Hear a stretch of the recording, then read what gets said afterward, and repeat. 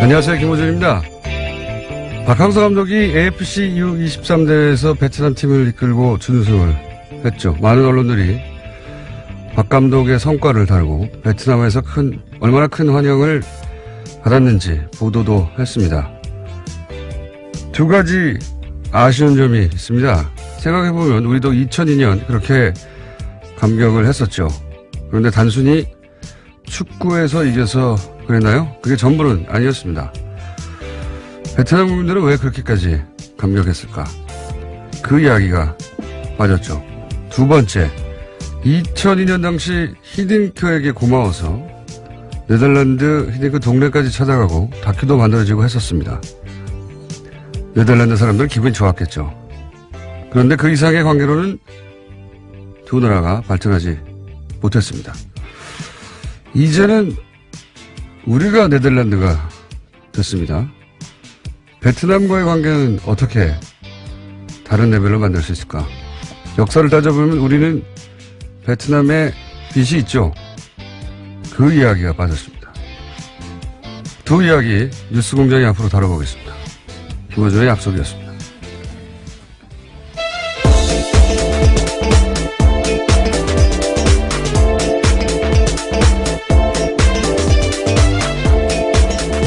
시사인의 김은지입니다. 저는 이 베트남 이야기가 관심이 많아요. 예. 베트남 사람들이 이제 자국 역사에 대해서 자부심이 굉장해요. 왜냐면은 프랑스도 이겼죠. 네, 예. 미국과도. 예. 중국한테도 이기고. 우리가 이제 일본이 미국과 전쟁하다 져서 우리 독립을 얻은 반면에, 베트남은 스스로 이겨서 다 독립을 얻고는 물리쳤단 말이죠. 그래서 자부심은 아주 강하고, 그리고 그래서 미국과의 관계에서도 스스로 대등하다고 생각해요. 예. 그런 면이 있는데, 그런데 경제력이 그만큼은 아니죠. 예. 아직 성장하고 있는 나라라서요. 그러니까요. 예. 물론 이제 한 국가 자부심이 경제력에서만 나오는 게 아니기 때문에, 근데 좀 언밸런스하단 말이죠. 또 우리는 또 경제적으로 우리가 낫다 보니까 내심 베트남에 대해서 거들먹거리는 마음이 있어요. 예. 여하간 그렇다 하더라도 그 베트남 사람들이 자기들이 역사에 대해 가진 자부심에 걸맞는 뭔가 성공을 최근에 거둔 적은 또 크게 없단 말이죠. 예. 이 국제관계에 저는 관심이 많기 때문에, 예. 앞으로. 네, 박 감독님을 이미 만나신 걸로 알고 있는데요. 예. 네. 네, 기대하겠습니다. 만나기도 했지만 저는 베트남 사람들의 이야기가 듣고 싶어요. 그래서 저희가 뉴스공장에서도, 예. 한국말을 잘하는 베트남 분들을 모시고 이 얘기를 나중에 한번 해볼까 하기도 합니다. 자, 첫 번째 뉴스는 뭡니까? 네, 이명박 정부 시절 대북 특수공작비를 김대중 노무현 전 대통령 뒷조사에 쓴 두 전직 국가정보원 간부가 구속됐습니다. 최종욱 전 국정원 3차장과 김승현 전 대북공작 국장인데요. 서울중앙지법 오민석 영장전담 부장판사가 밝힌 사유는 다음과 같습니다. 범죄 혐의가 소명되고 증거인멸의 우려가 있다라는 건데요. 두 사람은 대북 업무에 쓰도록 책정된 대북공작금 10억 원가량을 빼돌려서요. 전직 대통령에 대한 근거 없는 풍문을 확인하는 데 쓴 겁니다. 저는, 원세훈 전 국정원장이 이명박의 최순실이다. 이렇게 생각이 드는 것이, 이게 다 원세훈 전 국정원장. 그렇죠. 뒤지다가 꼬리를 물고 나온 거예요. 그러니까, 원세훈 전 국정원장이 개인적으로 척박한 특활비, 혹은 뭐 개인적으로 이용한 특활비, 뭐 개인적으로 소이트로 임차했다든가 호텔에 이런 거 뒤지다 보니까 이 돈이 대북 공작금에서 나왔다. 그런데 이제 그 돈이 뒤지다 보니까 다른 데도 쓰였더라. 이명박 전 대통령 시절에 전임 대통령들 뒷조사에 쓰였더라. 누가 했느냐 또 뒤지다 보니까 국세청도 등장하는 거예요. 네, 그렇죠? 네, 그렇습니다. 지금 피의자 신분으로 이현동 전 청장이 조사받고 있었는데요. 관련해서 또 다른 소식이 있습니다. 어제 SBS가 구체적인 정황을 보도했는데 정보 수집을 위해서 미국 국세청 직원에게 뇌물까지 줬다라는 겁니다. 그러니까요. 우리나라 특활비가 미국으로 건너왔어요. 네. 미국 공무원 뇌물로 쓰였다라는 겁니다. 뇌물로 쓰이고 국세청 내부에 다른 인사들도 있겠죠. 혼자 있겠습니까? 예. 그리고 네. 국정원장 말만 듣고 국세청장이 오케이 그러면 전임 대통령 다 조사할게 그랬겠어요? 이걸 쓰긴 한 사람은 누구냐. 예. 국세청장 혹은 뭐 국정원장 위에 누가 있습니까? 이명박 전 대통령까지 또 거슬러 올라가야 되는 사안. 이게 다 원세훈 전 국정원장의 개인적인 착복에서 시작하는. 예. 네, 수사의 시작이 이렇게 됐는데요. 생물처럼 움직여서 여기까지 온 겁니다. 예. 이명박의 최순실이다. 라고 어느 순간 불리기 시작할 거라고 저는 봅니다. 자, 다음 뉴스는요. 네, 박근혜 정부가 세월호 특조위에 방해 공작한 내용도 검찰 수사로 계속해서 드러나고 있습니다. 이번에는 관련 문건이 나온 건데요. 세월호 선차 조사에 협조하는 대신에 소위 박근혜 대통령의 7시간을 조사하지 말아달라고 하는 제안이 담겨 있습니다. 두 가지 중요 사안을요, 거래하려고 한 겁니다. 그렇군요. 뭐 거래 대상이 아닌 건데, 예. 이렇게까지 박근혜 전 대통령 7시간을 막으려 했던 이유가 아직도 밝혀지지 않고 있죠. 예. 뭐 시술일 것이다, 뭐 여러 가지 얘기가 많지만, 이렇게 막으려고 했고, 자, 이걸 막고 싶으니까 이제 청와대 비서실장의 지휘 아래 어제까지만 하더라도 이제 정무수석. 그렇죠. 예. 정무수석만 등장했는데 이제는 경제수석, 정책조정수석도 다 같이 동원됐다. 그리고 이병기 실장이 총괄했다는 것은 국정원도 동원됐다는 뜻이에요. 예. 네, 전임 국정원장이었습니다. 예, 그때도 말이 많았죠. 국정원장 하다가 바로 어떻게 비서실장을 오느냐. 그래서 국정원을 장악하려고 하는 소리 지고 있으려는 의도가 강하다, 뭐 이런 얘기를 했었는데, 더군다나 이병기 비서실장은 그 유명한 이해창 후보 시절의 총풍 사건. 네. 예. 북한에 총 쏴달라고 돈 준 사건의 주역이었는데, 이때 국정원이 어떤 역할을 했냐. 세월호 특조위 방해 때. 이것도 밝혀져야 될 대목이고요. 네, 현재 검찰이 정보 공식 문서를 보관하는 국가기록원 서울기록관을 압수수색해서요. 특조위 활동에 담긴 정보 문건을 확보했다라고 합니다. 처음 나오는 부분이라서요. 여기서도 나올 것들이 꽤 있을 거로 보입니다. 여기서 이제 국정원이 어떤 역할을 했냐. 국정원이 실행 컨트롤 타워를 했겠죠. 지시 컨트롤 타워는 청와대라고 하면. 그리고 가장 아랫단에는 일베가 있었어요. 당시에. 일베는 광화문에 이제 세월호 단시간은 유가족들 찾아가서 그 앞에서 치킨 피자 먹기 이런 거 네, 있지 소위 않습니까? 폭식투쟁이란 것들을 했습니다. 굉장히 모욕적인 방식이었는데요. 이건 사람이 할 짓이 아닌 거죠. 예. 최근에 벌레 소년인가요? 예. 네, 온라인에서 꽤 화제가 됐습니다. 예. 화제를 의도적으로 만들어낸 거죠. 예. 이 사람도 이때 폭식 투쟁할 때 치킨 피자 먹고 하는 거 인증하고 그랬던 걸로 알고 있는데, 예. 하여튼 말단은 제일 아랫단에는 일베였다면 그 가운데 국정원은 어떤 역할을 했는지, 일베가 거기 나가는데 국정원이 역할을 했는지도 저는 밝혀야 될 내용이라고 봅니다. 예, 관제대 모에는 돈을 댔다라는 소식들은 꽤 있었는데요. 구체적인 내용들이 아직까지도 나오지 않았습니다. 자, 다음 뉴스는요? 네, 어제 서울중앙지검이 영포빌딩에 대해서 2차 압수수색 벌였습니다. 영포빌딩은 이명박 전 대통령 소유였다가요, 청계산으로 넘어간 바 있습니다. 이번 영포빌딩 압수수색은 지난 25일 이후에 두 번째인데, 1차 압수수색이 지하 2층의 대상이었다면요, 이번에는 창고가 타깃이었다라고 합니다. 그렇군요. 이거에 대해서 이제 대통령 기록물이니까 이명박 전 대통령 측에서는 대통령 기록관을 이관해달라. 예, 스스로 그것을 인정하면서 공문을 보냈다라고 합니다. 네. 그러니까 대통령 기록물을 사적으로 보관했다는 걸 인정했다는 건데, 이 의미는 제가 보기에는 그 내용을 보지 말라라고 이제 언론들이 해석하는데, 다 봤는데 보지 말라는 게 말이 되나요? 그게 아니라 제가 보기에는 나중에 법정에서 증거물 다툴 때. 예, 그렇겠죠. 예, 채택되지 않게 하려는 전략인 거죠. 예, 저는 그렇게 해석합니다. 자, 다음 뉴스는요? 네, 이명박 전 대통령 재산 차명 소유 의혹의 시발점은 도곡동 땅이 있습니다.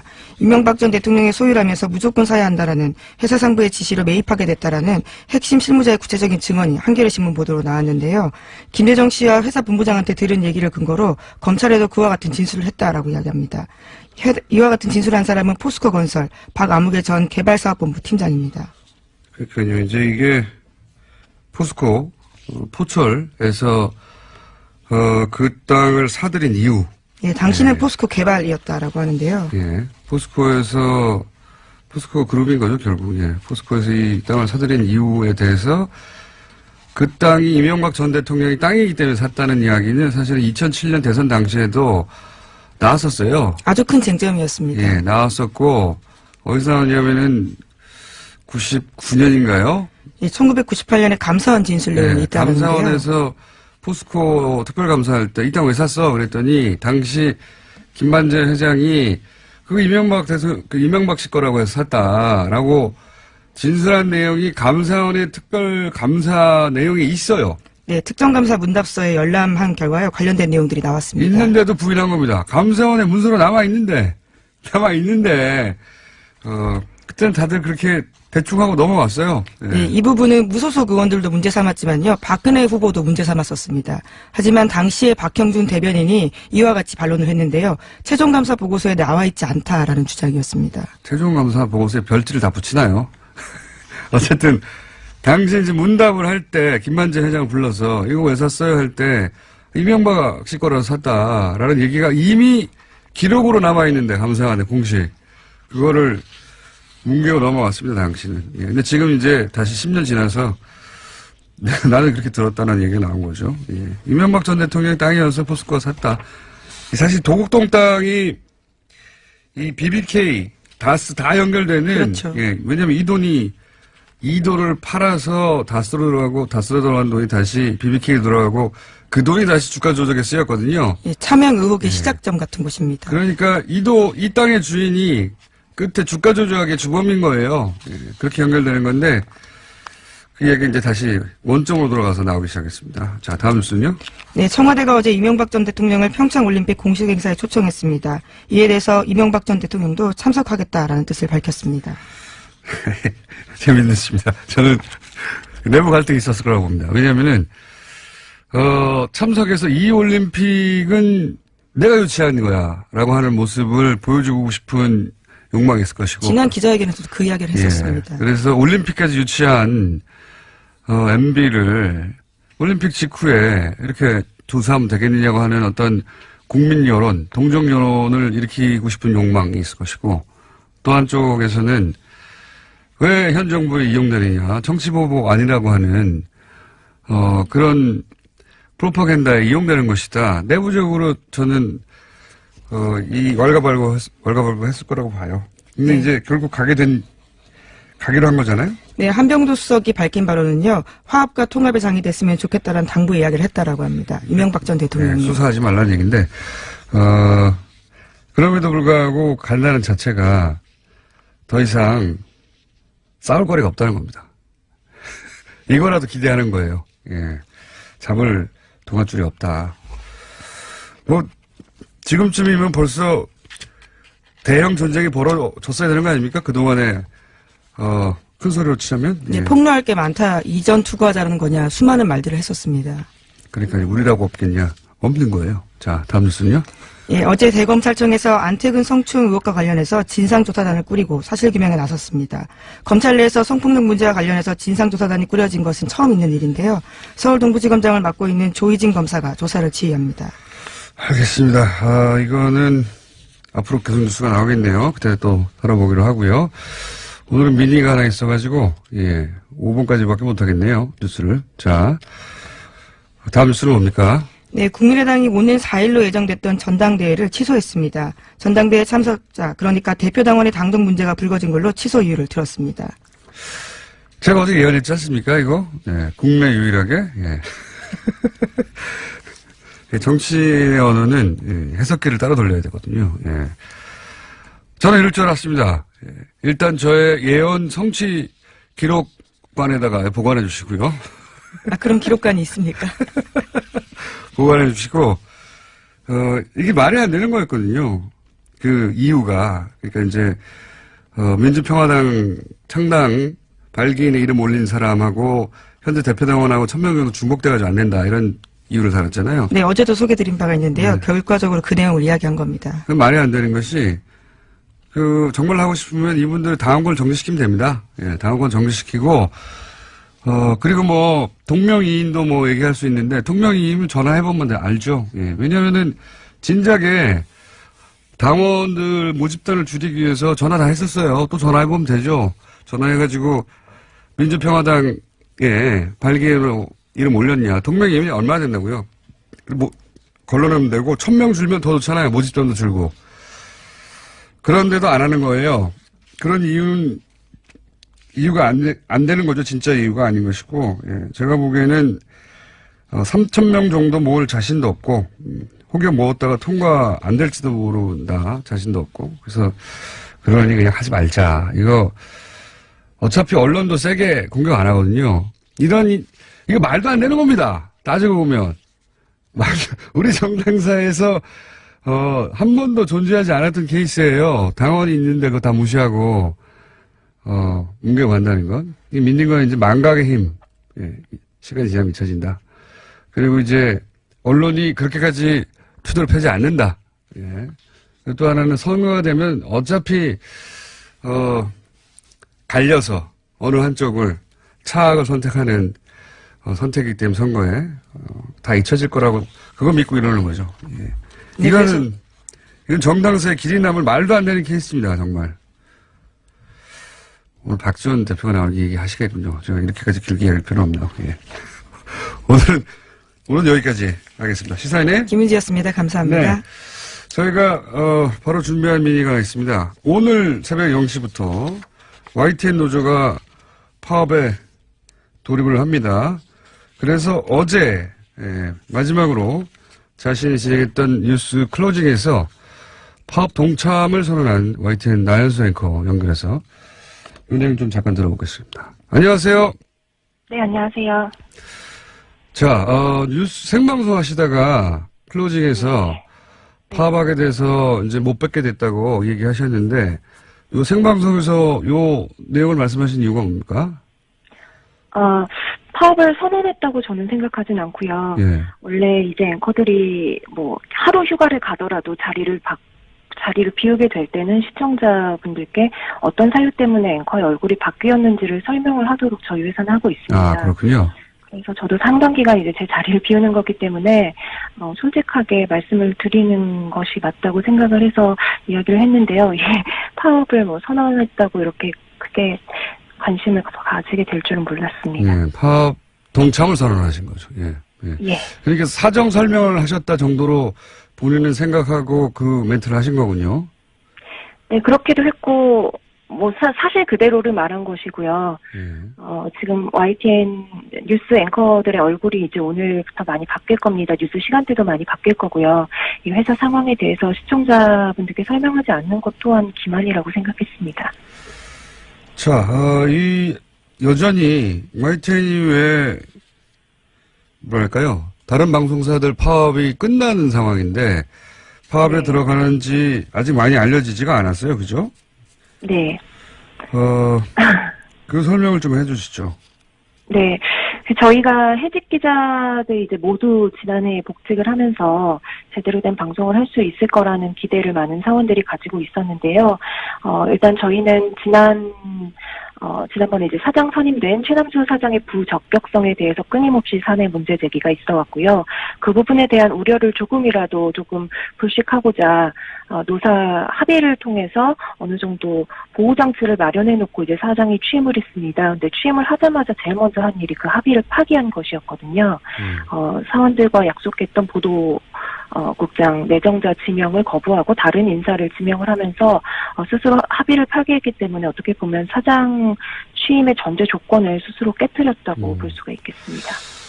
좀 전에 이제 제대로 된 방송을 하고 싶어하는 그런 열망이 있다고 말씀하셨는데 제대로 된 방송을 하고 싶다고 하는 것은 이제 그동안 제대로 된 방송이 아니었다는 YTN 내부의 인식이 있었다는 말씀이시기도 한 건데 저희가 이제 어제 그저께인가요?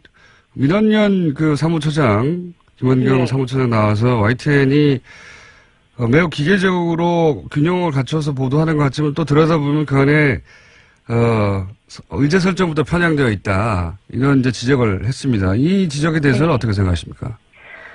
일견 타당한 지적이 있다고 생각하고요. 그 부분이 저희 내부에서도 제대로 된 방송을 못하고 있다는 자괴감, 또 이제 바깥에서 일부 시민들로부터 손가락질을 받아야 하는 상황에 대한 어떤 자괴감으로 다가왔던 일들을 말씀을 하신 것 같습니다. 근데 그 말씀을 하실 때 제가 들었을 때 보도 문제를 다루면서 이 최남수 사장의 발언이나 행적 부적절성은 국민들과 너무 멀리 떨어져 있는 문제이기 때문에 보도 문제만 이야기를 하겠다라고 말씀을 하셨었어요. 지금의 보도 문제가 나오게 된 것이 그 2008년 대통령 특보였던 낙하산 사장 사태에서부터 시작이 됐다고 봐야 합니다. 조직의 수장 자리가 그만큼 중요한 것이고요.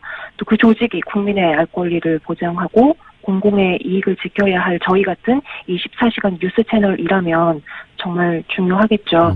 그런 보도 문제의 어떤 책임을 져야 될 것은 당연히 저희 모든 구성원들이 책임감을 느끼고 그 문제를 타개하기 위해서 이렇게 펜과 마이크까지 놓았습니다만 어떤 일부 책임을 져야 할 간부진들이 계속해서 그 자리에 머물러 있다는 부분을 조금 덧붙여서 설명해 드리고 싶습니다. 알겠습니다. 네.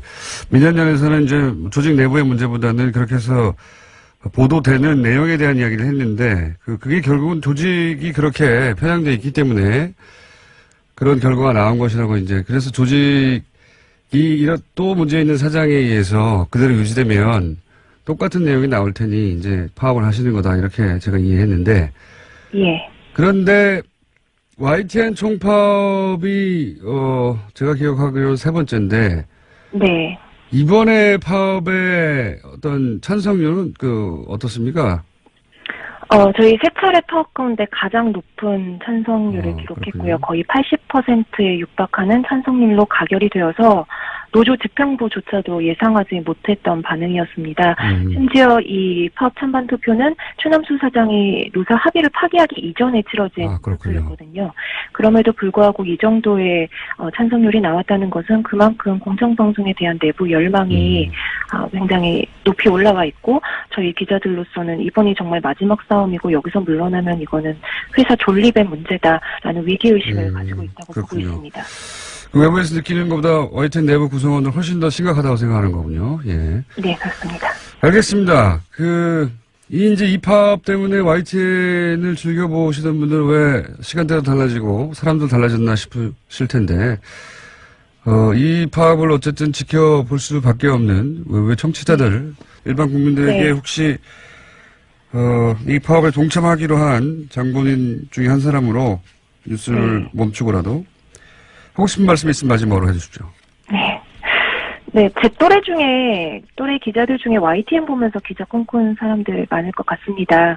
이 사태가 벌어지기 전에 YTN은 살아있는 뉴스, 깨어있는 방송이라는 저희 슬로건 그대로 정말 제대로 된 방송을 해보겠다는 열의가 가득한 기자들이 모여있는 조직이었거든요. 네, 저희 기자 6명이 해직이 되고 리포트를 해야 할 기자들이 대량 징계를 받으면서 그 시청자 신뢰를 잃는 게 한순간이라는 걸 저희가 너무 무섭도록 느꼈습니다. 지금 TV 틀어보면 공중파 나오고 홈쇼핑 나오고 종편 다 지나가고 맨 마지막에 YTN 나옵니다.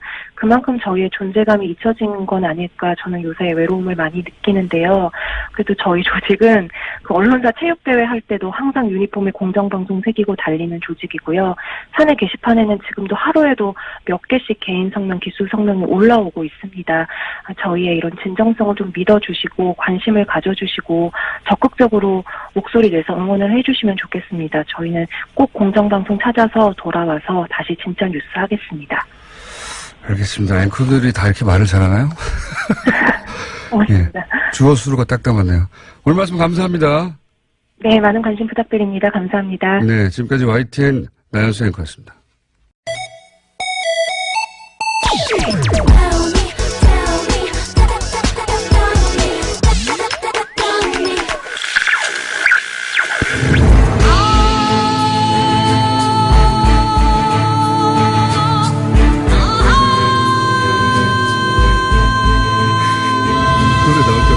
원더걸스.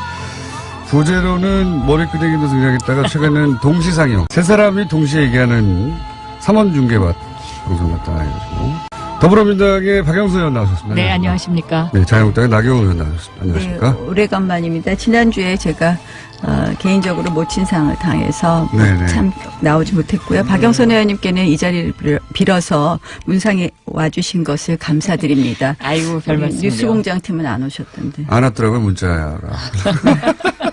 오지 말라는 뜻인 줄 알고 안 갔습니다, 저희는. 아시면서도 안 오시는 분이 있으십니다. 홍준표 대표요? 네, 홍준표 대표 안 오셨더라고요. 그분은 정말 못 말려요. 홍준표 대표하고 사이가 안 좋으시잖아요, 그죠? 굳이 방송에서 말씀 더 이상 안 드리겠습니다. 네, 사이가 안 좋으신 걸로 알고 있고요. 뭐 사이가 안 좋은 것이 아니라 우리가 생각이 많이 다른 거죠. 그래서 사이가 안 좋아졌죠. 사이가 안 좋아서 생각이 다르다기보다는. 자, 그렇게 여기까지 하고. 그래서 저희가 일주일 건너뛰었기 때문에 밀려있는 여러 가지 숙제들이 많이 있습니다.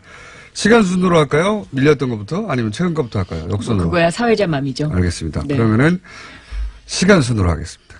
시간 순으로 제일 거슬러 올라가면은 나경원 의원님이 핫했을 때가 있습니다. 핫. 예. 아이스하키 네. 단일, 남북 단일팀 구성 문제로. 네. 그래서, 네.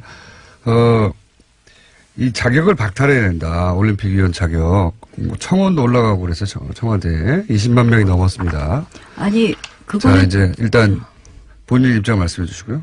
저는 정말 많은 분들이 오해하고 있으시다고 생각을 하는데요. 예. 첫 번째는 우원식 원내대표부터 시작해서 많은 이제 우리 여권 인사들께서 제가 북한 팀이 오는 것조차를 반대했던 사람으로 호도시키더라고요. 근데 저는 대한민국 정치인 중에서요. 저만큼 북한 선수단이 이 평창 올림픽에 올 수 있게 하는 노력을 한 사람이 없다고 자부하고요. 또 정말 오랫동안 평창 올림픽과 패럴림픽의 성공을 위해서 노력한 사람이 없다고 생각합니다. 제가 왜냐하면 국제장애인 올림픽 IPC 집행위원 전 세계의 집행위원은 10명밖에 없습니다. 그걸 저도 선거를 나가서 당선된 다음에 정말 그 IPC 집행위원으로서 또 제가 IOC의 장애인 스포츠위원회 위원입니다. 그래서 그러한 여러 가지 자격으로 평창 올림픽과 패럴림픽 성공을 위해서 정말 애썼고요. 그 가운데 제가 2012년에 런던 패럴림픽에 가서도 북한 선수단 오는 것을 추진했었습니다. 근데 제가 반대한 것은 북한 선수단을 반대한 것이 아니라요. 남북 단일팀을 반대했던 것이고 남북 단일팀을 왜 반대했느냐. 스포츠의 가장 중요한 것, 올림픽의 가장 중요한 것은 공정입니다. 공정.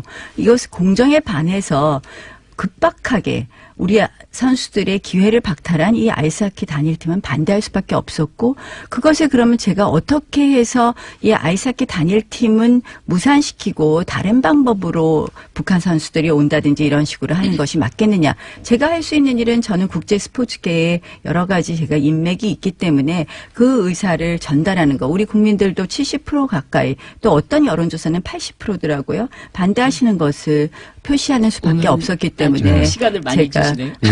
왜냐하면은 이제 메일을 보냈는데요. 충분히 이제 공격을 많이 예, 온라인에서 저는 받았고. 사실 네. 많은 부분이 오해가 있고 그 오해를 우리 여권의 그 정치 지도자들이 상당히 그런 오해를 만들어냈다 이렇게 네. 생각을 눈이 합니다. 동그래져가지고 지금. 제가 좀 저는 아니 이 부분은 정말 억울한 거예요. 알겠습니다. 저만큼 올림픽과 패럴림픽의 성공을 위해서 정말 저 자부합니다. 정치인 중에서 저만큼 근데 이제 열심히 일한 제가 알겠습니다. 저 입장에서는 좀 목이 이랬어요. 맵니다.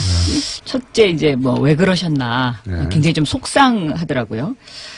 왜냐하면 평창올림픽 이 위원이라는 것이 이제 평창올림픽의 성공을 위해서 이제 만들어진 조직이잖아요. 근데 내부적으로는 이런저런 이견을 얘기할 수 있을 것 같아요. 그런데 그 회의를 통해서 조직위원장도 있고 그러기 때문에 그런 어떤 절차를 거쳐서 했어야 되는 것이 좀 더 모양새가 좋지 않았겠느냐. 이제 이런 생각 하나 하고. 왜 국제적으로 끌고 나갔냐? 네, 그러니까 개인적으로 서한을 보냈다는 것이 이제 조금 제가 보기에는 어떤 그 절차상에 약간의 문제가 있지 않았나 하는 생각이 들고 이 IOC가 이미 이제 남북 단일팀을 승인을 한 상태잖아요. 승인하기 전에 보냈습니다. 승인하기 전에 보냈고요. 그 그다음에 뭐 내부적으로는 그거는 제가 잘 아닙니다. 그러니까 모르겠습니다. 근데 이렇게 내용을 잘 모르시고 저를 공격하는 거예요. 근데 어쨌든 분명히 그러면 승인하기 전에 보냈고요. 전에 보내셨는데 제가 그 며칠 IOC가 전에 IPC 쪽이나 그게 그쪽을 뒤늦게 통해서 알려진 거군요. 그러니까 예, 승인은 아니요. 그때 바로 저희가 보냈을 때 보냈다고 말씀을 드렸고요. 승인 최종 회의가 나오기 전에 보냈습니다. 근데 그리고 그러면 우리 IOC 조직위 입장에서 내에서도 저 위원장 편지를 받고 나서도 승인을 했다. 네.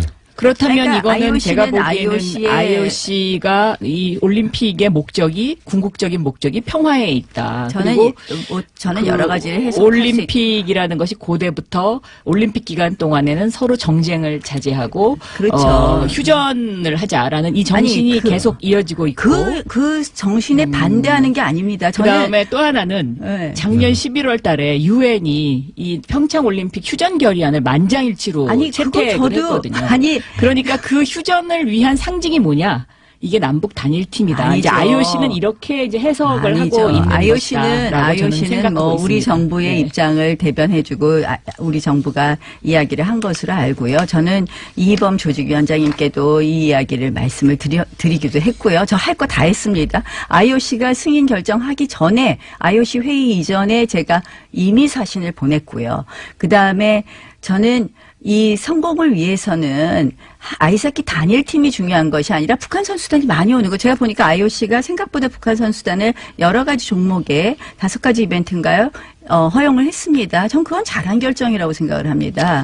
그런데 단일팀이라는 게 하나의 상징성 같은 것이 있으니까. 이벤트라는 거죠. 그거는 우리 상징성이 있으니까 정말 얼마나 노력했겠습니까? 물론 그거는 저는 어제 대통령께서도 박탈됐습니다. 그걸 어떻게 반대하는 분들과 사전에 협의를 했어야 된다. 이제 이런 말씀을 하셨는데 그러니까 이제 오죽 여론이 밀렸으면 지금 중요하다고 하시겠어요. 생각합니다.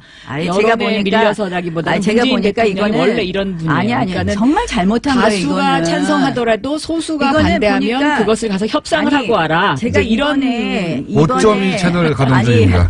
이번에 이 전체적으로 평창 올림픽과 관련된 여권의 여러 가지 행사를 보면은 전부 문재인 정부 문재인 대통령 공약 이행을 위해서 무리하게 밀어붙이는 거예요. 마식령, 그다음에 금강산 이게 다 보면 공약에 있더라고요. 남북 단일팀.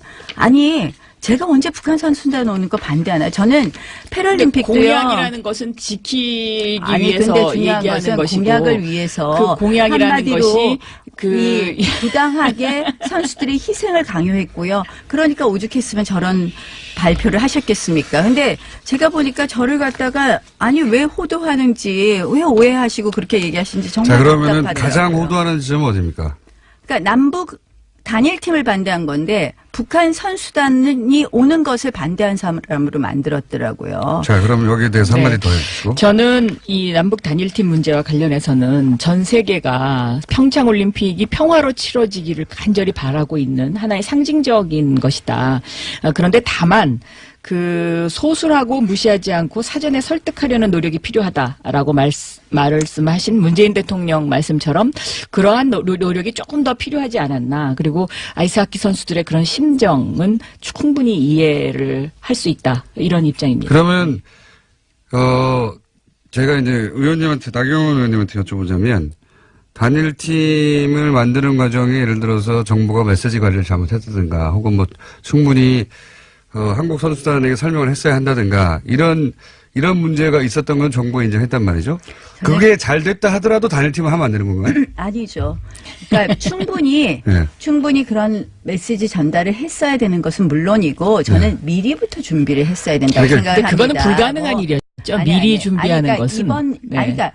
그러니까 이번에 굳이 왜 단일팀을 하냐는 말이에요. 제 그래도 말씀은. 이제 예를 들면 그것이 올림픽의 상징이 아니라는 평화를 거죠. 상징하기 위해서는 그거는 정치인들의 정치 이벤트를 위한 것일 뿐이라고 아이, 생각합니다. 잠깐만요. 제가 궁금한 건 한 가지예요. 네. 아니 그런 절차적 문제나 뭐 설득의 문제 절차적 문제, 설득의 문제가 그거가 잘 됐으면 잘 됐다 하더라도 단일팀 하면 안 되는 건가요? 아니죠. 단일팀은 미리 준비해서 우리 선수들에게 예측 가능한 것을 이야기하고. 그러니까 그게 잘 됐다고 쳐요. 그러니까 그 절차적 문제를 어디까지의 절차적 문제로 생각하느냐에 또 문제는 있다고 생각합니다. 근데 이번 같이 급박하게 한두 달을 남겨놓고 그건 하는 이해했는데 것은 그게 아니지만 그게 만약에 뭐 아니었다면 1년 전부터 준비했다 그러면 저는 오케이입니다. 그거 지금 절차의 상황 문제다. 자체가 그 1년 자체는- 전부터 준비할 수 없는 상황이었고 아니, 그렇다면 또 이거는 안 하는 게 지금은 맞다는 거죠. 예를 들면 그 북한 아이스하키 팀이 와서 같이 지금 이제 합숙 훈련을 대통령께서 하고 있지 사과하신 않습니까? 거는 얼마나 그래서 여론이 나쁜지 잘 아실 겁니다. 그래서 그렇게 그러한 것에 말씀하시면. 대한 그 과정을 좀 더 지켜볼 필요는 있는 것 같아요. 네. 알겠습니다. 이 문제는 그만큼 얘기할 수 있는 것 같고요. 운동하는 네. 선수들의 그 상황을 잘 모르시기 때문에 제 아이가 그래요. 아이스하키를 옛날에 한 적이 있기 때문에 그 심정은 국가대표 선수 너무 그런 잘 거 알고 아니시잖아요. 그리고 그러니까 이제 저는 그 아이스하키라는 게 사실은 너무나 힘들고 제가 우리 노력이 패럴림픽 필요하다는 것도 잘 선수들, 알지만 올림픽 선수들 그 많이 심정은 제가 옆에서 다 봐왔기 이해합니다. 때문에 그들의 심정을 한번 생각해 보세요. 심정은 자유한국당이 충분히 지금 이해합니다. 네. 스포츠 선수들의 심정을 너무 잘 아는 당으로 지금 거듭났습니다. 알겠고요. 아니 그리고 너무 아니, 이거를 그거는 정치적으로 해석을 하는 너무 것도 저는 좀 저 이게 약간 편파인 것 같아요. 저는 아니, 편파적입니다. 아니 근데 심하게 편파신 것 같아요. 제가요 자, 나름대로 정말 열심히 자, 다음 주제로 자유를 이제 올림픽 넘어가야 될것 위해서 같습니다. 편파적인데 일했습니다. 안 편파적인 것처럼 보이려고 노력하고 있습니다.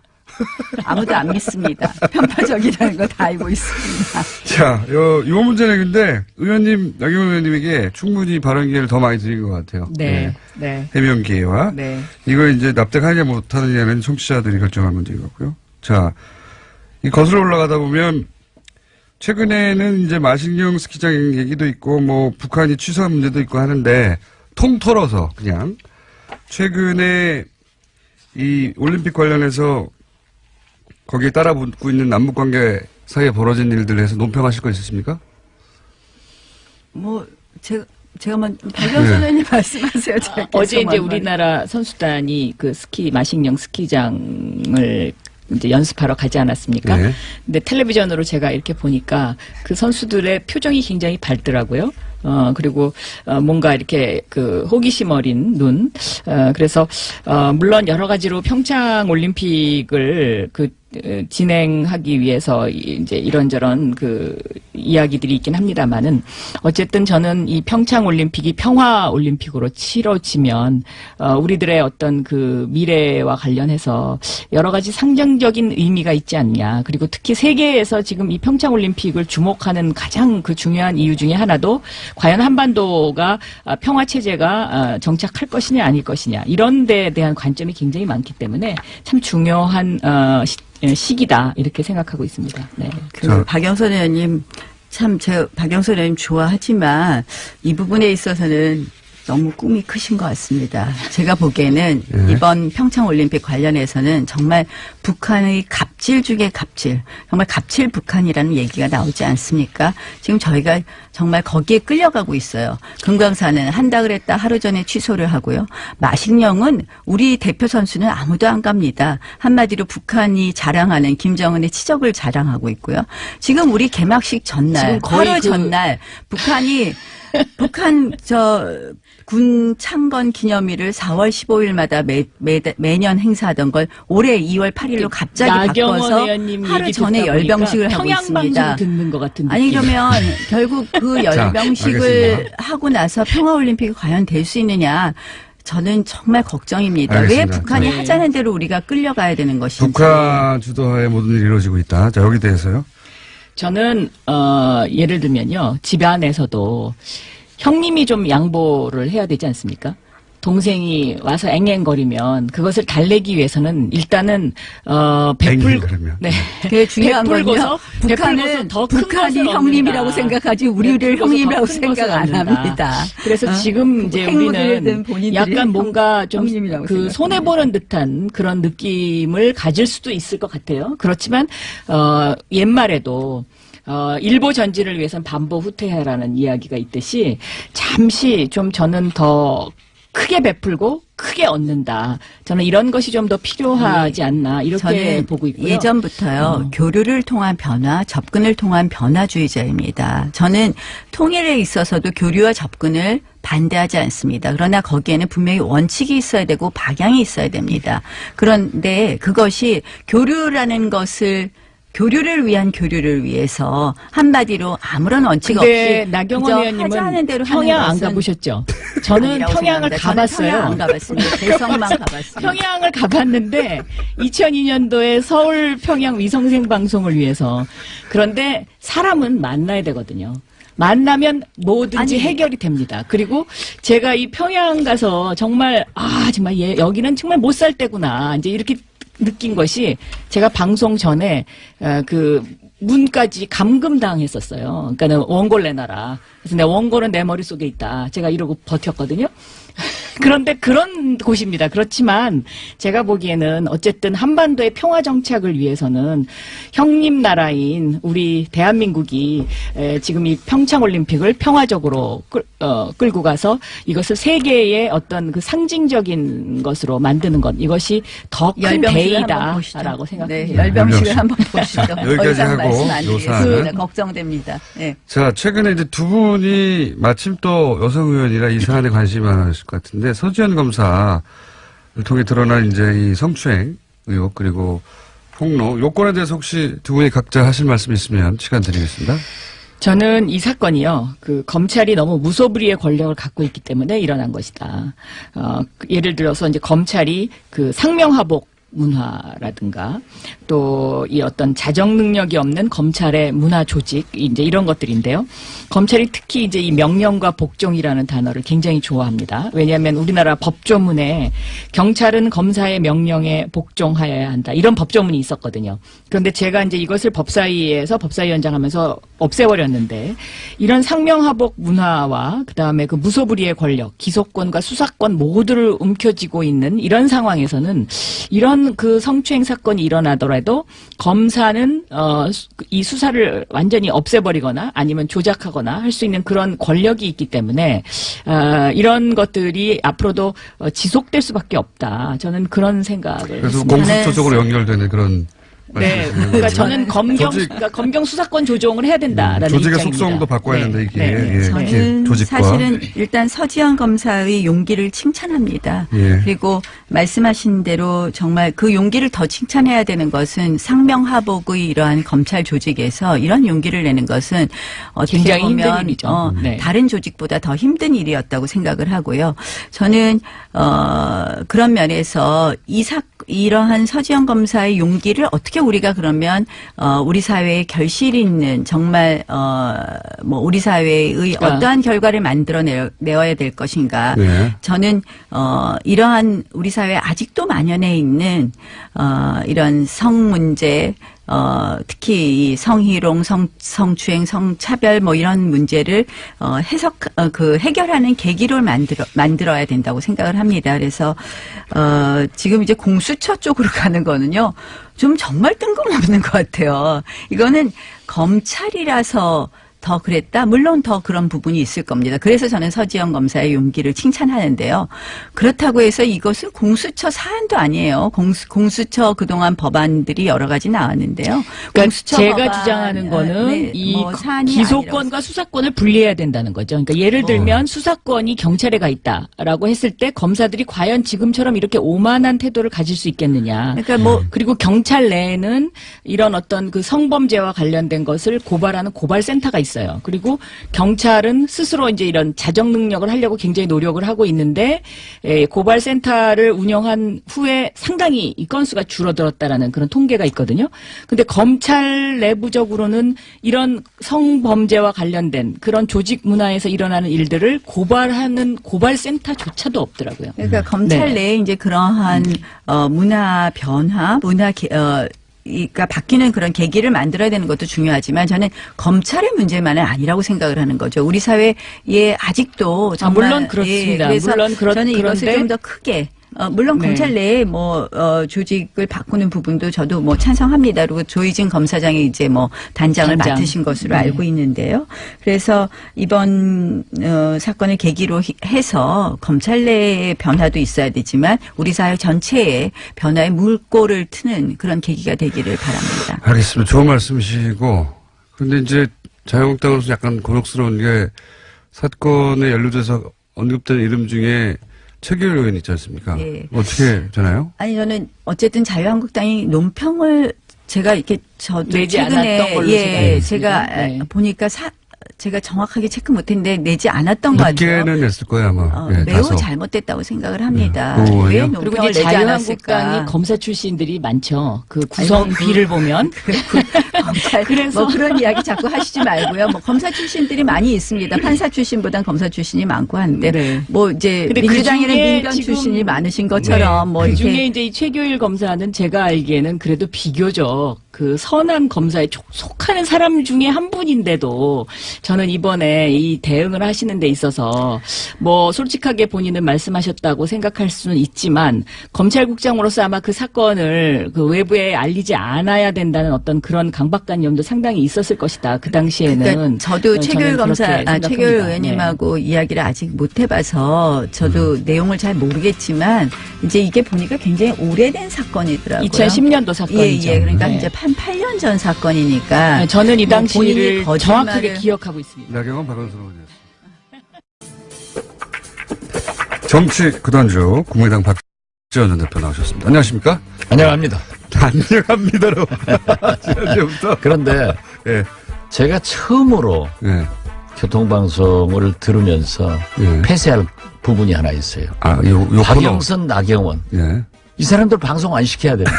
지금 듣고 오는데 나경원이 하도 말하고 박영선 하니까 방송이 안 들려요. 그런 방송을 왜 해요? 그리고 두 채널이라고. 예. 또 한 가지 내가 놀란 것은 네. 왜 김어준 공장장을 TBS 라디오에서 예. 또 뭐 SBS에서 네. 비록 나는 한번 초청도 안 했지만은 네. 이렇게 인기가 있는가 했더니 그래도 뭐 아는 게 하나 있더라고요. 아는 게 하나 있더라고요. 네, 내 방송 들으니까 예. 안철수 대표는 전당대회 안 하려고 저런다 예. 라고 말씀해서 김어준 동거 아니야? 전당대회 없는 응? 통합을 어떻게 하나? 네. 참 무식하다 했는데 이게 보니까는 확실히 똑똑하고 유식하고 예언가다. 칭찬 한번 해드릴게요. 기분 좋죠? 최초로 칭찬해요. 최초로. 아니 진짜 나 깜짝 놀랐어요. 예. 전당대회 없는 통합. 예. 이건 아프리카나 마치 박정희 전두환이 선거를 없애고 체육관에서 통대 직원들 해놓고 98% 받는 예. 또 북한에서 김일성, 김정일, 김정은 딱 세습한 게 안철수입니다. 어쨌든 정치인들은 이거는 불가능하다고 다들 얘기하더라고요. 예. 이건 아니죠. 정당법 19조에 예. 정당의 통합과 해산은 전당대회에서만 할 수 있는 거예요. 그렇게 다들 알고 있고 네. 그거를 그런데 안철수 대표가 어떻게 김정은을 욕하죠?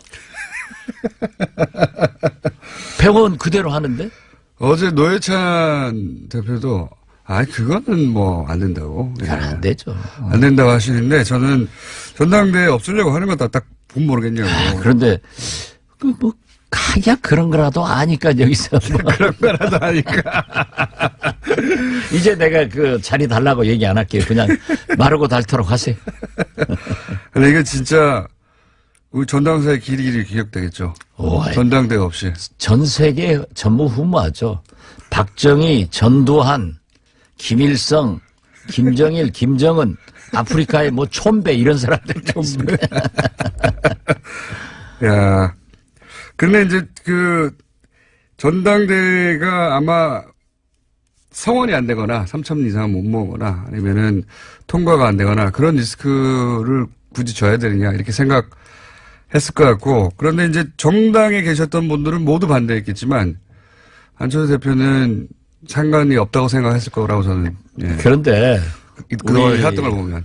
예. 민주평화당도 그래도 역시 이상돈 목 잘린 전당대 의장은 이해를 하더라고요. 전당대회를 하건 하지 말건 대표당원을 어쩌건 그냥 놔둬버리면 되지. 저렇게 뭐 간섭하니까는 하기야 엄포 놓으니까 저런 짓 해서 어제 언론에 보세요. 하루 종일 이건 무리수는 진짜 무리수. 안철수의 새정치는 제가 이미 조종을 울렸다. 이거는 두고두고 본인의. 예. 이제 끝났죠. 서울시장? 구청장도 안 돼요. 어쨌든 안철수 대표 정치를 하는 한 이 사안은 계속 꼬리포처럼 그렇죠. 달라붙겠죠. 우리 정당사의 길이 기록될 거예요. 용팔이 전당대, 정운갑 전당대, 안철수 전당대도 없는 전당대. 그게 전당대회가 아예 없었으니까 이거 상상을 못하니까 다 정치인들이 이거 안 된다고 했는데 안 할 거라고 했는데 하는 거죠. 예, 이거 정말 골 때리는 일입니다. 그러면 중재파들은 어떻게 합니까? 중재파들도 기분을 안 좋나 보더라고요. 중재파들은 뭐 솔직히 조금 움직이고 있는 건 사실이에요. 예. 우리 쪽으로. 그래요? 근데 민주평화당으로 오겠다고 하는 사람들도 몇 사람 계시고 아직도 계산하는 사람들도 계시는데 저는 그렇게 생각합니다. 정치인, 지역구 의원은요. 거듭 말씀드리지만 자기가 중요한 게 아니에요. 유권자, 민심이 중요한데 지금 다 호남 지역구 아니에요? 10명 모이면 8명에 9명이 안철수 요구하는 재미로 지금 호남에서는 살아요. 그렇기 때문에 못 갑니다. 가더라도 다음 선거가 위험해요. 그래서 어쨌든 고민을 하고 있겠지만 결국은 뭐 시간의 문제일 뿐 합류하게 될 것이다. 저는 그렇게 봅니다. 민주평화당이. 그리고 또 어제 박주선 부의장하고 수차 전화를 했는데 또 어제 저녁에 박주선 부의장이 저는 시청 못했어요. 네. 병원에 있어서 이 TV조선 강적들에 출연해가지고 나도 깜짝 놀랐어요. 안철수하고 박지원이 물에 빠지면은 예. 누구를 건질 거냐 그렇지, 이렇게 보셨습니까? 질문을 했대요. 예. 그러니까 둘이 다 안 건지고 물에 빠져 죽어버리기를 바란다는 식으로 얘기를 했다고 해서 이야 그래도 너는 나하고 형님 동생하고 그렇게 하는데 그 사람 같으면 둘이 다 건져야죠. 어떻게 생명이 물에 빠져 죽게 그러면서 그 이유가 뭐랍니까? 자기는 보수다. 보수라고 말할 만한 정치 이력이죠. 그 이력이 그렇죠. 예. 그리고 그 유승민을 만나보니까 예. 햇볕 정책을 반대하는 것도 아니고 호남을 반대하는 것도 아니더라 하고 높이 평가하는 걸 보면은 어제 그 강적들은 지난 주말에 녹화한 거거든요. 예. 제가 출연해 보더라도 그때의 심경을 지금 오늘로 어제로 해놨기 때문에 오늘 결정하는데 그게 좀 발목을 잡지 않을까 하는데 박주선 부의장도 상당히 어제 저하고는 얘기가 잘 됐다. 그런데 사람 마음 알겠어요? 그렇죠. 안철수 대표도 제가 그렇게 믿었는데 전당대도 안 하고 통합하는. 그래서 내가 요즘 연설하러 다니면요. 제가 안철수 잘못 본 거 사과드립니다. 판단 잘못하게 한 여러분께 사과드립니다 하고 다녀요. 송기석 의원이 저희 뉴스공장에 나와서 저는 비서실장이어서 사실은 안철수 대표 입장을 이제 강변하고 대변할 줄 알았는데 한 중간쯤 오셨더라고요. 꼭 그 통합된 당으로 간다는 보장은 없고 본인이 그때 가서 결정하겠다는 정도로 이렇게 비서실장이신데 그렇다고 이제 물론 민주평화당에 합류하겠다는 말씀도 안 하시긴 했지만 그렇다고 통합되는 당에 바로 간다는 결정도 하지 않은 것으로 보이더라고요.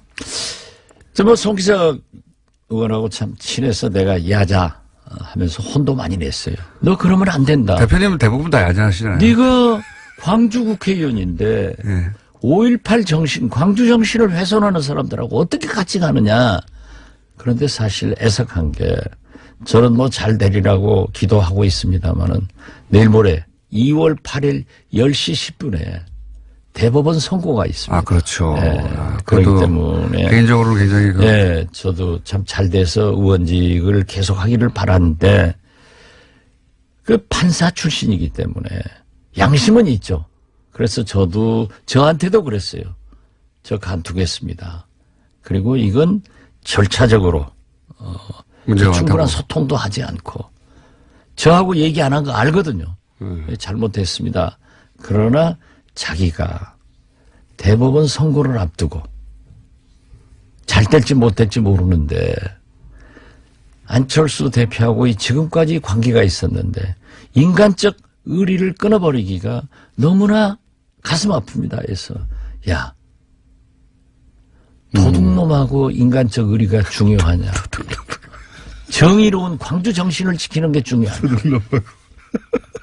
안철수 도둑놈은 아니에요. 마음이 좀 도둑하고 똑같지. 중재파는 개별 행동을 할 수도 있다는 말씀이시네요. 지금까지는 단일 행동을 하겠다고 했는데. 그건 개별 행동 할 거예요. 결국은. 제가 알고 있기로는 상당한 호남 중진 두세 사람이 아직도 잔류하자, 안철수하고 통합하자 하는 생각을 가지고 있고 나머지 김동철 의원 말씀하시는 겁니까? 저는 얘기하지 않았습니다. 또 한 분 계십니다. 또 한 분이요? 예. 성이 주씨인가요? 예? 또 한 분은? 주씨요? 예. 잘 모르겠습니다.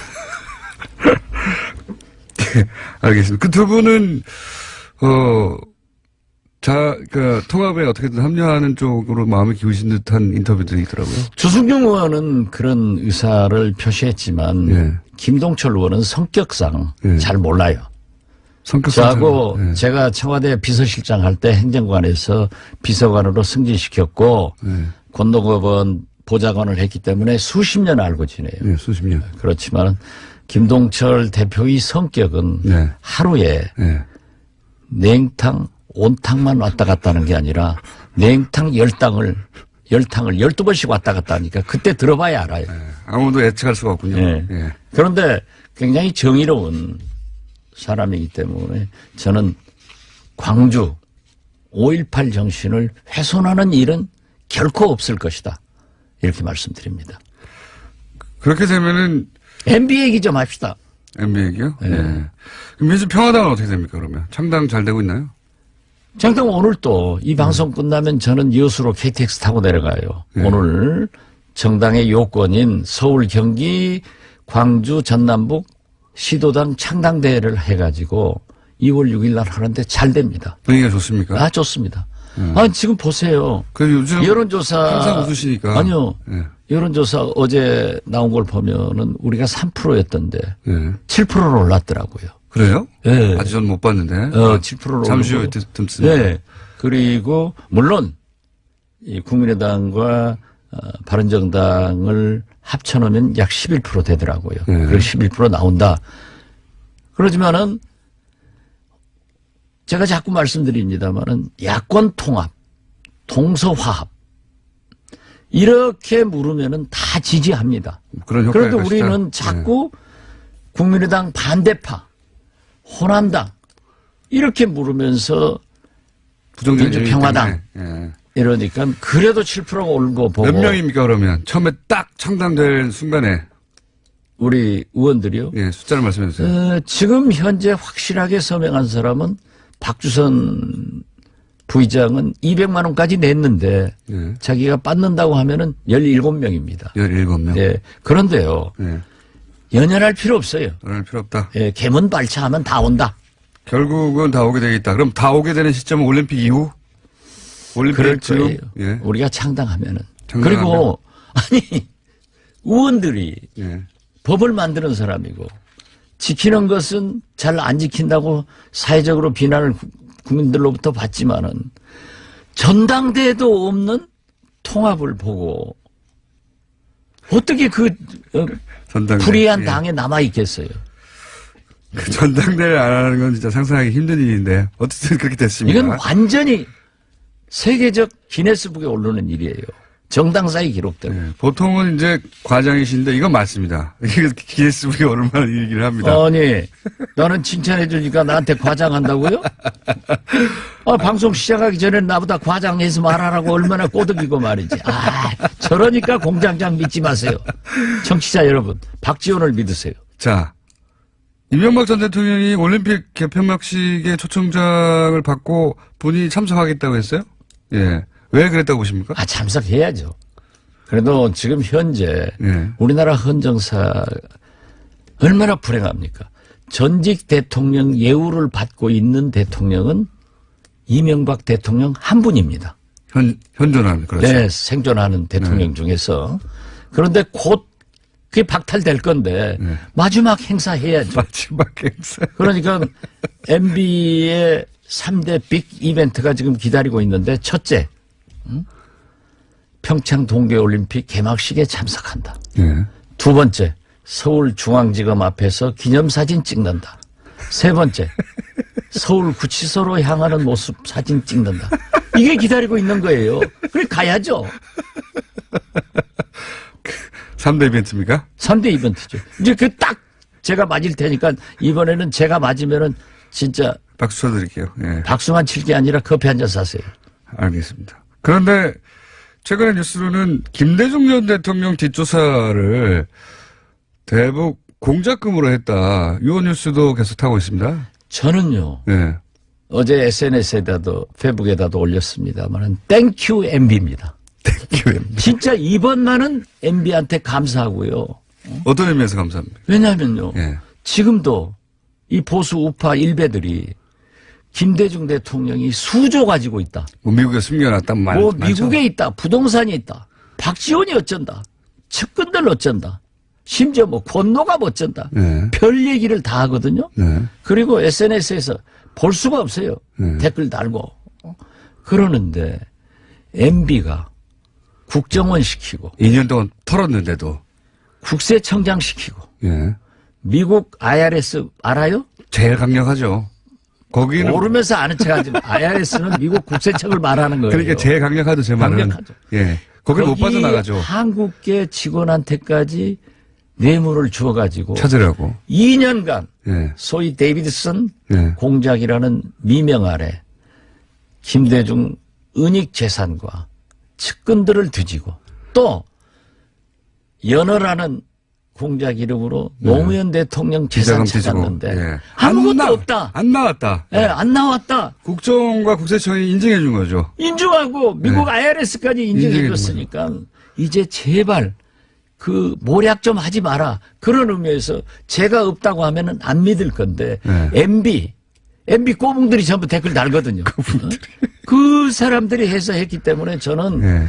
어제 저녁에 국정원 3차장 또 국장 이현동 국세청장은 검찰 조사받았고 네. 구속영장 나왔는데 나는 재판부에서 이분들은 좀 용서해 줬으면 좋겠다. 얼마나 고마운지 모르겠어요. 하긴 그 얘기를 뭐 한 20년 가까이 들으셨죠? 아니요.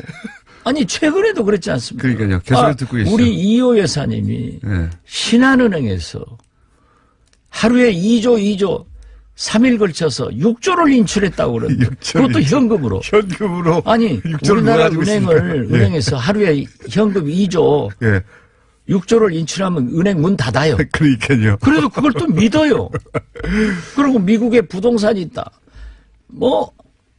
저도 몇 번 털렸지만은 저 같은 사람이야 뭐 털려도 하지만은 그래 MB는 DJ 노무현이 그렇게 미웠을까요?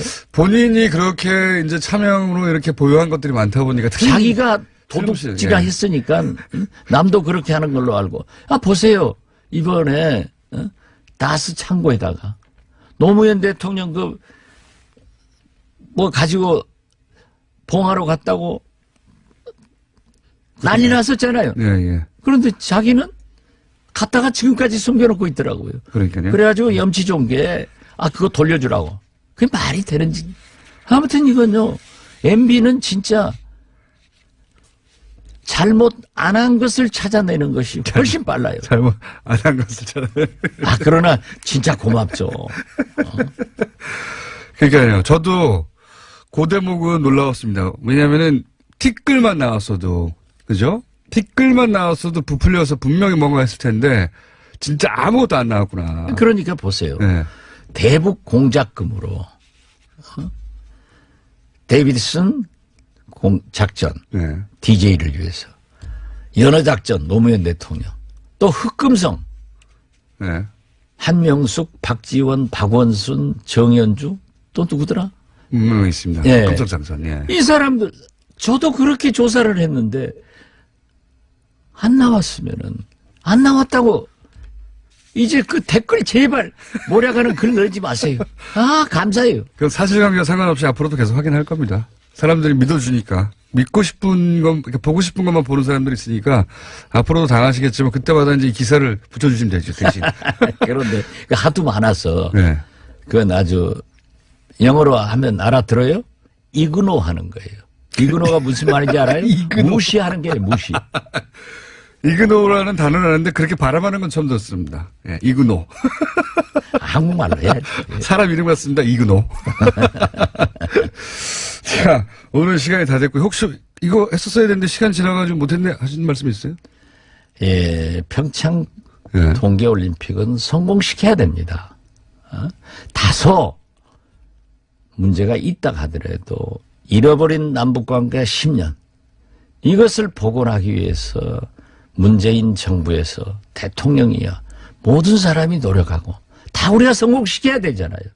그런데 이걸 그냥 파투내려고 저렇게 하는 것은 옳지 않다.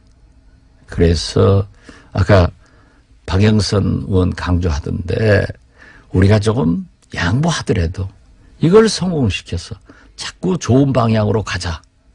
이런 일을 하는 것이 민주평화당이다. 그리고 오늘 2시에 서울, 경기, 광주, 전남북 창당대회가 있으니까 많이 참석해달라. 꼭 이 말 하고 싶네요. 광고.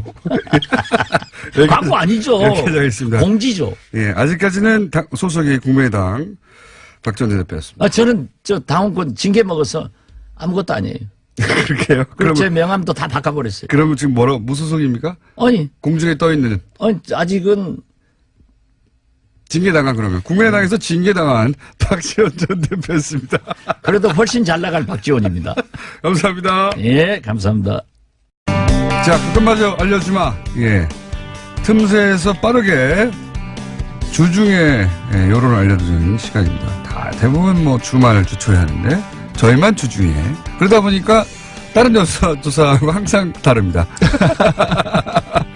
자, 오늘 시간이 그렇게 많지 않기 때문에 빠르게 짚고 갈까요? 네. 어떻게 됐습니까, 여론? 예, 대통령 반등했습니다. 지난 3주간에 내렸는데요. 62.6%로 반등을 했고요. 1.8%포인트 상승했습니다. 부정평가라는 1%포인트 하락해서 33.6%를 기록했습니다. 알겠습니다. 그 수치는, 네. 일단 상승, 내림세를 멈추고 반등했다. 이 정도로 이제 받아들이고. 네, 일간을 조금 소개를 시켜드리면은. 궁금하지 않고요. 네. 맨날 해봐야 예. 의미가 없더라고. 어쨌든 큰 틀에서는 네. 내림세가 멈추고 반등세가 되었다. 이 정도로 제가 알겠고요. 제가 궁금한 거는 네. 제가 이제 오시면 꼭 물어보려고 했던 거는 최근에 이제 20, 30대가 이탈했다. 20, 30대가 등 돌렸다. 네. 총선 때 보자 또는 평창 유감 이런 검색어가 등장하고 하면서 봐라 20대가 완전히 등 돌렸지 않느냐라고 하는 증거 혹은 징후로서 계속 거론되고 보도되거든요. 네네. 그러니까 제가 보기에는 20대 30대가 이탈했다고 하는 프레임은 비트코인 때부터 시작해가지고 단일팀을 거쳐가지고 네. 보수 매체들이 밀고 있는 프레임이에요. 밀고 있는 프레임이고 굉장히 많이 유포시키려고 노력하고 있는 건데 네. 그러면 여론조사 전문 기관에 계시니까 전문가로서 쭉 추이를 보실 거 아닙니까? 그럼 결론적으로 말해서 20대 지금 평균 지지율 어떻게 됩니까? 최근에. 이번 주는 어떻습니까? 70.7%입니다. 네. 어디 이탈했다는 거야? 그리고 그러면 30대는요? 30대도 지금 30대는 30대도 70.6%이고 40대도 74.3%로 40대 이하 핵심 지지층이라고 일컬어지죠. 모두 70%대를 바로 회복을 했습니다. 네. 그러니까 이제 단일화 이슈, 단일팀 이슈 있을 때 출렁인 거 맞죠? 네, 맞습니다. 그렇죠? 네. 그리고 이제 이게 문재인 대통령 지지자들 특징이기도 한데 이게 탄력적으로 회복하는데. 네네. 70%대로 다 회복됐군요. 왜냐하면 20대가 예. 좀 남북 관계 그리고 안보 문제에 있어서 보수적 성향을 가지고 있다 할지라도 그것은 상대적인 보수성이고 그리고 사실 20대가 현 정부로부터 이탈한다 할지라도 야권으로 가기에는 상당히 그들의 어떤 지향성이라든지 괴리가 크기 때문에 상당히 20대가 민감합니다. 이동이 심합니다. 그래서 금방을 회복을 한 거죠. 사실상 60%대로 지난주 떨어졌는데 50%대 가는 것은 거의 없을 것이다라는 생각이 듭니다. 70%대 회복했는데 거꾸로 기정사실화하는 기사들이 많이 나와요. 네, 왜냐하면 지난주에 저도 기자분들의 전화를 무수히 많이 전화를 받았는데 거의 반 이상이 20대, 30대 얘기였어요. 이탈했냐. 네, 왜냐하면은 왜 이탈했느냐. 이 네. 프레임이 네. 굉장히 보수가 원하는 프레임이거든요. 네. 이탈해라 하거든요. 이탈했다가 아니라 사실은. 예, 그래서 신문이라든지 포털뉴스에 많은 그 정치 관계 어떤 분석 기사에서 20, 30대 얘기가 엄청 많이 나왔습니다. 네. 그러니까 이탈은 기정사실화 한 다음에 왜 이탈했냐를 분석하는. 네. 그거는 연불이거든요, 일종의. 네, 네. 이탈하길 바라는. 영원하는 연불 기사라고 저는 보는데, 그런 걸. 예, 그런 프레이밍이 조금, 예, 있는 것 같아요. 네. 그래서 이제 그렇게 만들고 싶은 거죠. 네. 근데 사실은 수치는 그렇지 않다. 네. 궁금해서 여쭤봤어요. 하도 기사들이 말을 쏟아내니까. 그렇습니다. 실제 그런 거 여쭤봤더니 그 실제 수치는 그냥 70%대로. 네, 그렇습니다. 예전처럼 돌아왔다. 이걸 네. 말씀드리고. 맞습니다. 그러니까 그런 프레임 좀 그만 좀 뿌리라는 겁니다. 뭐 제 말, 제가 그렇게 말한다고 더 이상 안 뿌리고 그런 건 아니겠지만. 네네네. 예, 정당 어떻습니까? 정당. 예, 정당지도 짧게 소개시켜드리겠습니다. 짧게 예, 하죠. 민주당이 48.5%로 다시 상승을 했고요. 한국당이 지난주에 19대 대선 이후 처음으로 20%대를 넘어섰는데요. 소폭 하락했습니다. 19.7%이고요. 바른정당이 5.8%, 정의당이 5.5%, 국민의당이 4.7%입니다. 그 전당대회 관련해서 많이 논란이 있었는데요. 29일 월요일에는 3.3%로 창당 후 최저치를 기록했고요. 예, 많이 이탈을 했습니다. 잠재정당 지지도 바로 넘어가면은 통합개혁신당이 1.6%포인트 하락해서 11%, 그리고 민주평화당이 아까 7%라고 말씀하셨는데 저희 지표로는 조금 하락을 해서 2.9%가 나왔습니다. 알겠습니다. 네. 이거는 양당 모두 창당을 한 다음에 창당한 이름으로 여론조사를 해봐야 이제 제대로 나올 것 같긴 한데, 어쨌든 참고하시라고 말씀드린 것이고. 예, 통합개혁신당은 지난주에 모든 지역에서 10%대를 넘었었는데요. 이번 주에는 이제 대구 경북이라든지 그 부산 경남 울산 그리고 호남에서 상당히 많이 빠져서 한 자릿수로 떨어졌습니다. 네, 20대도 16.4%에서 17.8%로 많이 떨어졌고요. 부정적인 뉴스가 너무 많이 나오니까요. 네, 그렇습니다. 이게 아직 전당대를 아예 안 한다는 뉴스가 나오기 전에 이야기니까. 근데 이제 언론들이 전당대를 안 한다는 게 어떤 의미인지 잘 전달을 안 하고 있어요. 이거 우리 정당사에 없는 일이거든요.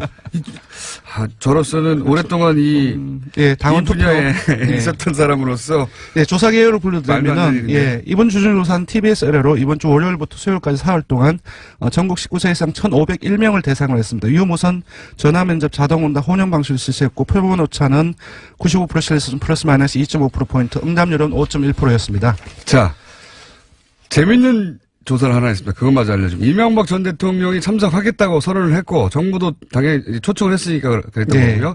그런데 이제 일반인들은 그러면, 네. 이명박 전 대통령이 평창올림픽 개폐식에 참석해야 하나요, 말아야 하나요? 찬성이 다소 높습니다. 48.2%가 나왔고요.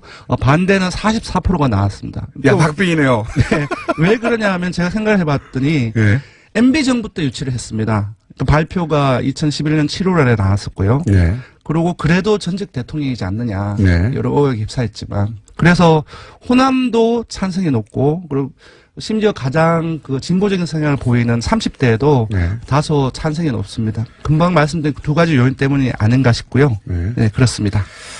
그러니까 의외에, 근데 그 찬성 반대는 그렇게 단순하게 진보 보수, 예, 프레임이나 혹은 뭐 정당 프레임으로만 해석할 수 없다고 봅니다, 저는. 네. 왜냐면은, 그래도 마지막 가는 길에 선물을 줘야 되지 않니? 이런 심리도 이 안에 있고, 또 하나는, 아유, 그런 심리보다는 그래도 네. 전직 대통령인데. 그게 이제 이 전문가들의 분석이고요. 이거 고민되거든요, 순간적으로. 순간적으로 내가 이명박 전 대통령을 좋아하진 않지만, 그래도 말씀하신 대로, 본인이 유치한 거니까, 그건 네. 보게 해줘야 되지 않느냐? 이런 이제, 인간적인 네. 마음도 있지만, 또 하나는, 요렇게 한 다음에 감옥에 보내버려야지.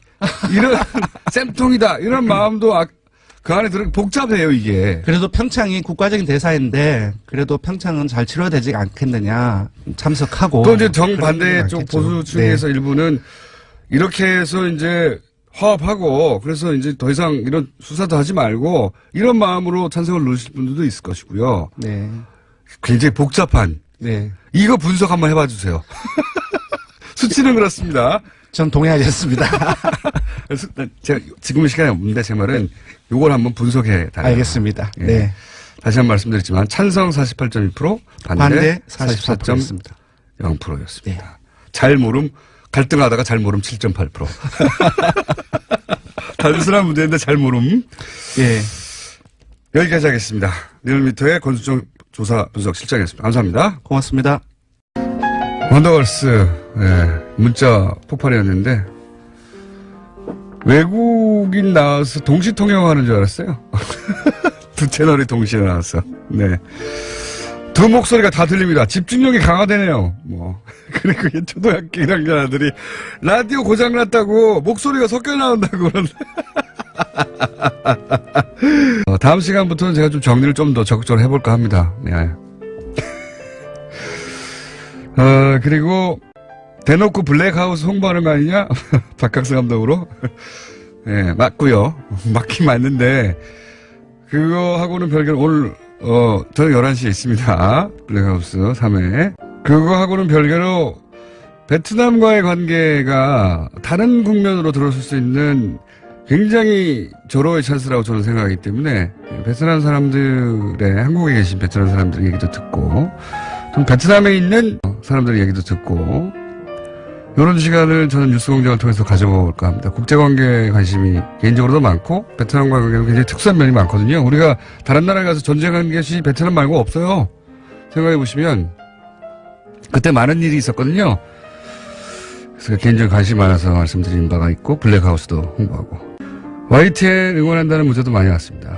예, YTN 다른 메이저 KBS, MBC는 다 이제 해결 국면인데 이제 와서 정권도 교체됐는데 왜 이렇게 생각하시는 분들이 많은데 그 내부는 아주 절박한가 봅니다. 저희 지속적으로 알려드리겠습니다. 박지원 대표, 예, 공중부양 박지원으로 불러야 된다. 네, 요즘 공중부양된 상태입니다. 박지원 대표가 본인이 계획했던 대로 착착되고 있어가지고. 예. 오늘 여기까지 하겠습니다. 블랙하우스 보세요. 도시건축가 김진애 박사님 나오셨습니다. 안녕하십니까. 네, 안녕하세요. 자, 우리가 이번 겨울 동안에 정책까지 공부하기로 했는데 잠깐만 오늘은 돌발 주제입니다. 네. 요새 영화 1987이 좀 상영 중에 이 얘기를 하는 게 좋을 것 같아서 오늘 좀 긴급하게 들고 나온 피크에서 게 약간 내려오긴 했지만 지금은. 네, 예. 지금 이제 700만 돌파했고 조금 더 갈 것 같지만 이제 곧 끝일 것 같아서 그 건물 안에 나오는 남영동 대공분실 건축물에 대해서 얘기를 꼭 한번 해야 될 것 같아요. 이게 역사적으로 접근하십니까? 아니면 건축학적으로 접근하십니까? 이게 이제 사실은 이제 어느 쪽에서 보느냐에 사실은 많은 분들이 민중학자도 그렇고 심리하는 분도 그렇고 철학하는 사람들, 역사학자, 건축학자 굉장히 많은 이 건물에 대한 얘기를 많이 쓰셨어요. 네. 근데 이게 이제 일종의 건축의 흑역사거든요.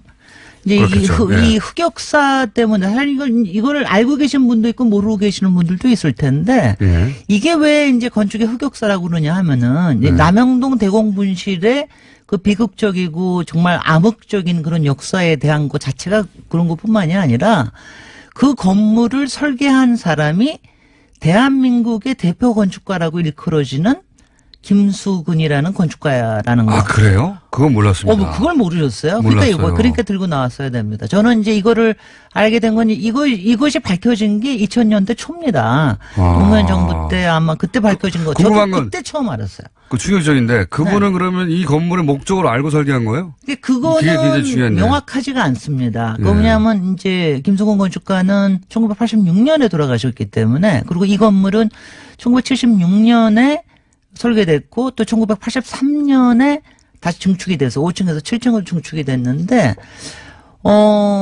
이 안에 이게 얼마나 공포를 자극하느냐는 영화에도 잘 표현이 돼 있지만은 일단 뺑뺑 돌아가는 계단 뭐 이런 거. 나선 계단. 그다음에 이제 정말 블랙하우스예요.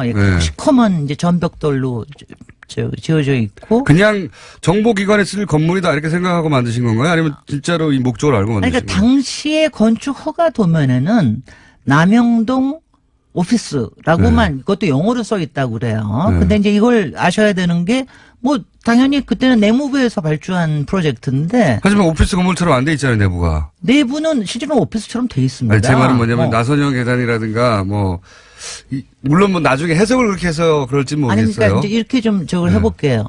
제가 처음 이걸 들었을 때는 저도 이건 모르고 했을 거다. 네. 그 다음에 이거는 그 다음에 인테리어를 얼마든지 바꿀 수가 있잖아요. 그렇죠.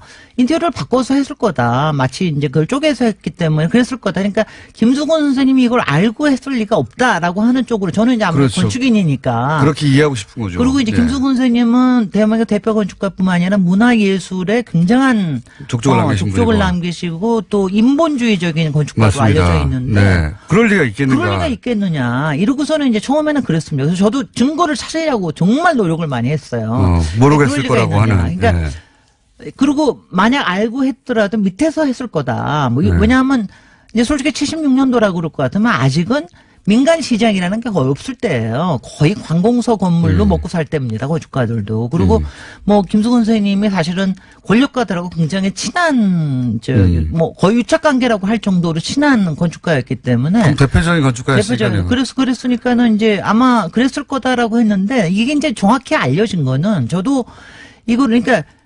그러니까 김수건 선생님이 운영하시던 건물, 설계사무소 이름이 공간인데. 네, 알고 있습니다. 저도. 공간에서 설계했다는 건 확실해졌어요. 예. 더군다나 특히 2012년에 그때 이제 임수경 의원이 모든 대공보안 분실에 대해서 모든 조사를 하고 도면을 받았어요. 국회에서. 네. 그때 국회에서 저도 처음으로 받은 도면을 봤습니다. 네. 이거는 이제 도면에 보니까 정확히 표시가 되어 있습니다. 정확히 표시가 돼 있고 도면을 보니까 처음에는 저는 또 이런 거 혹시 호텔은 아니더라도 간첩이라고 생각했기 때문에 그런 사람들을 수용하기 위한 일종의 호텔처럼 운영한 거 아닐까 하고 봤는데 그 안에 시방서를 보니까 처음부터. 그 욕실은 오픈 욕실에다가 네. 오픈 욕실은 안 하거든. 욕실을 만들더라도. 그리고 그 뭐 바깥에서 감시하는 거라든가 모든 그 흡음재를 쓴 거라든가 조명을 바깥에서만 할 수 있다. 처음부터 그렇게 돼 있어요? 이런 게 다 시방서로에 돼 있는 거예요. 근데 아직도 정확치 않은 거는 그게 83년에 증축할 때 그렇게 만든 건지 아니면 1970년도에 애초부터 그렇게 만든 건지는 명확치가 않습니다. 그 건물의 그 주요 골자를 만들 때는 그 목적을 모르고 만들었을 수도 있는 여지가 아직은 남아있네요. 아직은 남아있는 거죠. 근데 이제 이거를요. 이거 저도 가끔 이거는 정말 흑역사라서 저한테도 충격이었고 그래서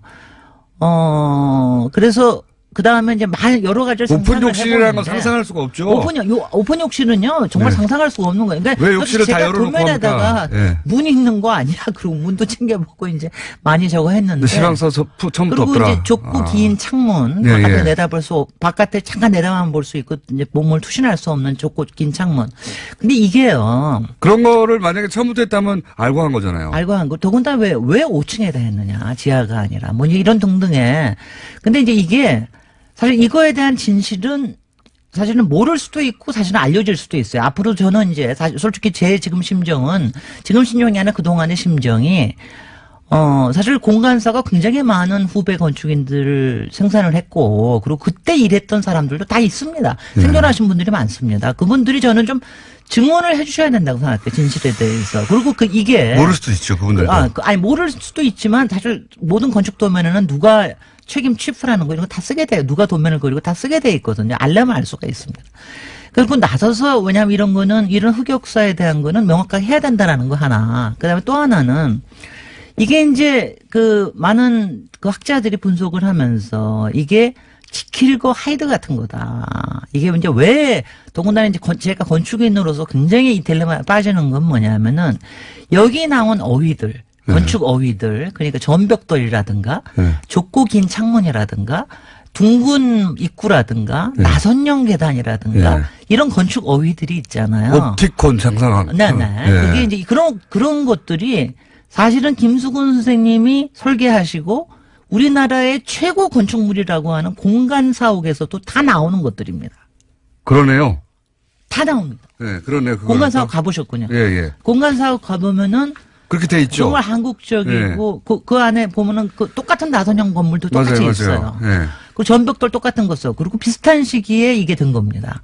그러니까 제가 이제 이거를 생각하면서 이제 딜레마를 많이 느끼는 거죠. 건축인으로서 사실 일반 시민들도 이게 어떻게 사용되느냐 하는 거에 따라서 공간의 어휘라고 하는 게 굉장히 폭압적으로 또는 굉장히 문화적으로 쓰일 수 있다라고 하는 이 딜레마. 그렇지만 네. 그렇게만 절대로 이해가 안 되는 게 그 욕조를 문 없이 다 보이게 만들어 놓는다든가 창문, 그러니까 사람이 사는 곳인데 창문이 그렇게 좁을 수가 없잖아요. 그렇게 만든다든가. 창문을 좁을 수도 있기는 있죠. 그거는 있기는 있는데 저는 근데 하여튼 그렇게 욕조를 아니요. 그러니까 뭐 저기적으로 건축적으로 뭐 그런 건물은 사실 많아요. 뭐 센터 사옥에서도 그렇고 많이 저거 하는데 하여튼 분명히 공간의 손을 거쳐서 이게 나왔다고 하는 건 확실하고요. 그걸 결합하면 방음제라든가 이거 다 결합하면 바보가 아닌 이상 그게 시방소라는 거 시방소 그러니까 그걸 다 결합하면 바보가 아닌 이상 그 목적이 머리에 떠오르잖아요. 건축가라고 하는 거는 사실은 누가 어떤 팀장이 그거를 실무를 맡았건 간에 마지막에 대해서 책임지는 게 건축가입니다.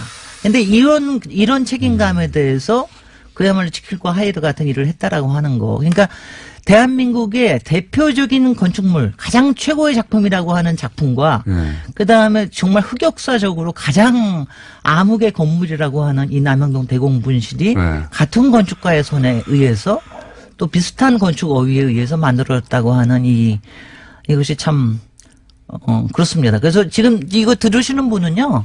여기에 대한 어떤 심판을 내리기 전에 일단은 굉장히 많이 들어가 보시기 바랍니다. 대공분실에 가보시고요. 그리고 저는 사실 지금 이제 대공분실, 남영동 대공분실 같은 경우에는, 박종철뿐만이 아니라, 열사뿐만이 아니라, 김근태 거기는 515였거든요. 그러니까 이런 역사가 있는 데를 지금 경찰 인권센터로 바꿔서 이용을 하고 있지만 앞으로는 역사적 공간으로, 좀 오픈을 해야 된다. 그 다음에 또 하나. 그 공간 사옥에는 지금 담쟁이들을 굉장히 많이 있어서 더 이렇게 풍부하게 만들어지는데 저는 이 건물에도 좀 담쟁이를 좀 올려야 되는 게 아닌가 뭐 하여튼 이런 생각도 한편으로 하고 있고 굉장히 여러 가지 점에서 알겠습니다. 시민들이 생각하기에 굉장히 좋은 건축물이자 건축의 흑역사. 생각할 거를 많이 주는 건축물이네요. 그렇습니다. 여기까지 하겠습니다. 김진애 박사님이었습니다. 고맙습니다.